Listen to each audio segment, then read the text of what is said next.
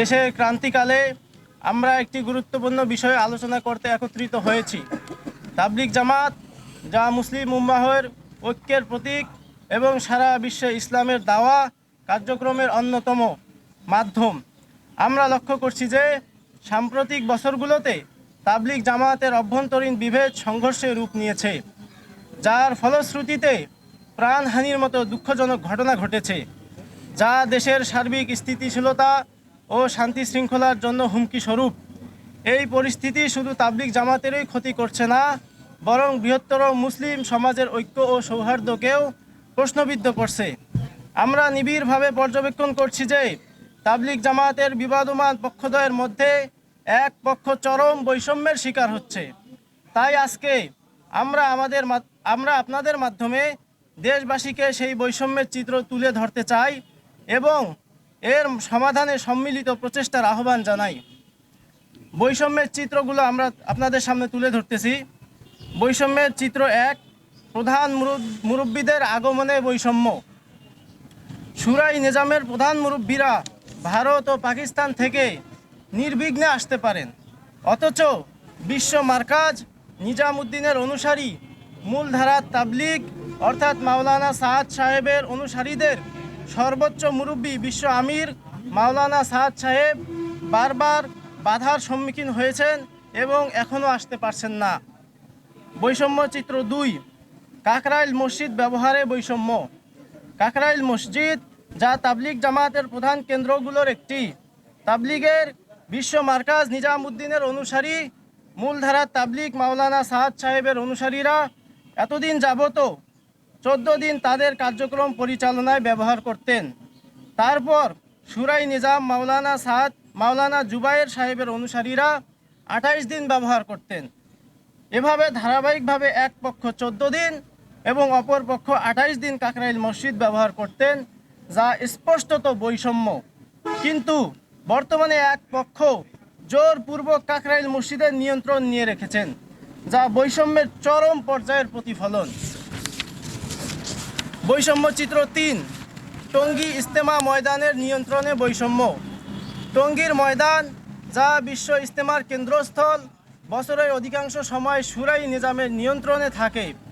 নিজামুদ্দিনের মূলধারা তাবলিগ শুধু ইজতেমার সময় সীমিত কয়েকদিন ময়দান ব্যবহার করতে পারেন।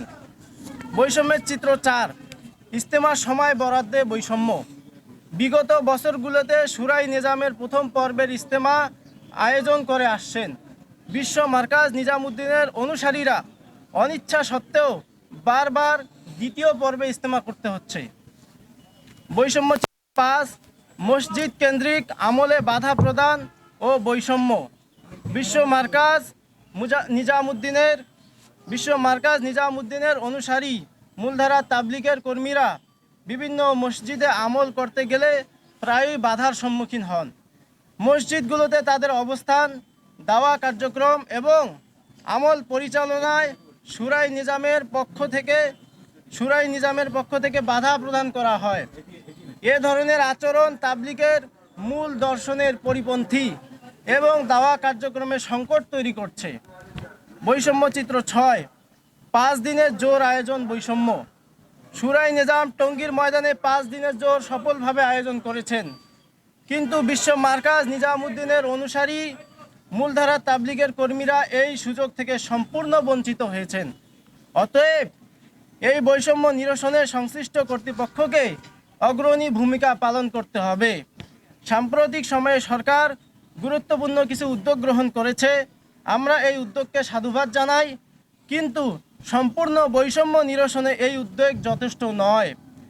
আমরা চাই এই বৈষম্য বিরোধী সরকার তাবলিগ জামাতের বিবদমান উভয় পক্ষের মধ্যে ইনসাফ ও ন্যায় ভিত্তিক স্থায়ী সমাধানে উদ্যোগী হবে।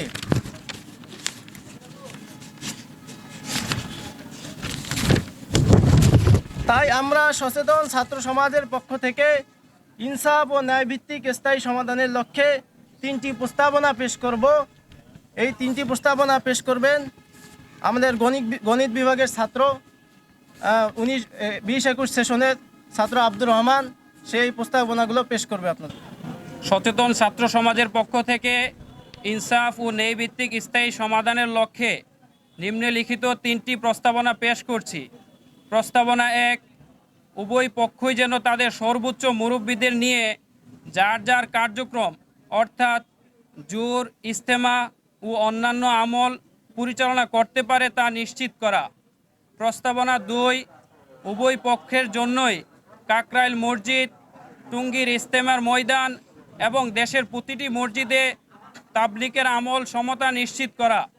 প্রস্তাবনা 3, দেশের সাম্প্রদায়িক সম্প্রীতি ও শান্তি শৃঙ্খলা বজায় রাখার স্বার্থে উভয় পক্ষকে একে অপরের বিরুদ্ধে কোনো ধরনের উস্কানিমূলক বক্তব্য এবং কার্যক্রম থেকে বিরত রাখা এবং 2018 সাল থেকে 2024 সাল পর্যন্ত ঘটে যাওয়া সমস্ত অনাকাঙ্ক্ষিত হত্যাকাণ্ডের বিচার বিভাগীয় নিরপেক্ষ তদন্ত করে দৃষ্টান্তমূলক শাস্তির ব্যবস্থা করা। পরিশেষে বলতে চাই, আগামী 20 জানুয়ারি 2025 তারিখের মধ্যে উপরোক্ত প্রস্তাবসমূহের আলোকে দৃশ্যমান কোনো পদক্ষেপ গৃহীত না হলে বিগত 18 ডিসেম্বর 2024 তারিখের স্থগিতকৃত প্রধান উপদেষ্টার বাসভবনের সামনে অবস্থান কর্মসূচি দেশের সচেতন ছাত্র সমাজ এবং সচেতন নাগরিকদেরকে নিয়ে আরও জোরালোভাবে পালন করতে বাধ্য হব।